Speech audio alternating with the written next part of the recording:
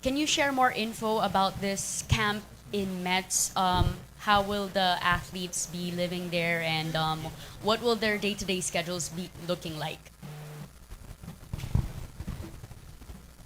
Yung pong sa mga Mets, the contract was signed last year, I think. 2 years ago pa namin pinlat yun eh. So naghanap talaga tayo ng facilities who will accommodate us, no. So fortunately, yung Mets nag-offer. Marami nag-offer actually. So isa yung Mets, so mahirap maging choosy, so kailangan grab agad dahil marami tayong kasunod sa likod. Nandun, marami naghahanap, hindi lang tayo. South African countries, other countries, North American countries, no. So magaling din yung connect natin doon. So nakakuha tayo. Kaya lang medyo kinapos tayo ng without the coordination with related to budget. So hindi tayo nakapag-down and everything. So paubos na ng paubos yung facilities na available. But may na-secure pa rin sa atin. So with that, even the entire kitchen will be given to us, no. Magdadala lang tayo ng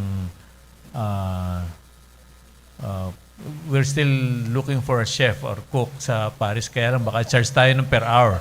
Euro yon per hour, no. Baka mas mas cheaper na Pinoy na nasa France, baka mas costly. So mas mura pa yung yes, kinukumpute namin yung flight, and visa lang kailangan, madali naman kumuha.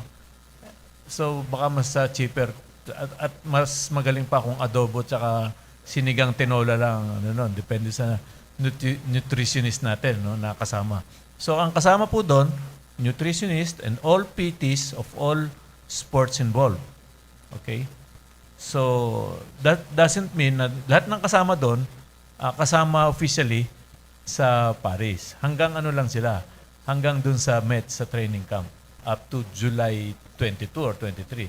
But still, we're working na they can extend they want, because it's only 1 hour, more than an hour, 1 hour and 10 or 15 going to Paris via train. No?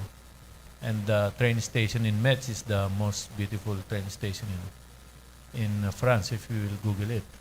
So, lahat aalis po ng as schedule. We will be having the June 21 send-off. Then, the following day, June 22, leave na yon to the training camp. 1 month before. Diba?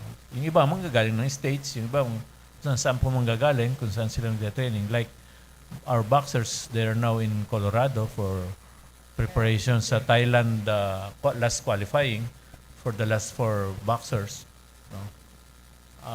After that, babalik pa dito, then punta ng Metz. Then after Metz, maybe they have an invitation from Germany to have sparrings and everything. Sa Metz, part of your answers on your question, they'll provide everything. All equipments to be used in Paris, they will procure that for our use. All facilities, they will provide. Kung hiwa-hiwalay man, of course, nakahiwalay yung Olympic pool, they will shuttle, no, the swimmers natin. Nakahiwalay yung golf course, they will shuttle. Nakahiwalay yung shooting range, they will shuttle. But the main hub will be in Metz. All other facilities are within reach, 15 to 20 minutes by car or by van. Thank you. Thank you.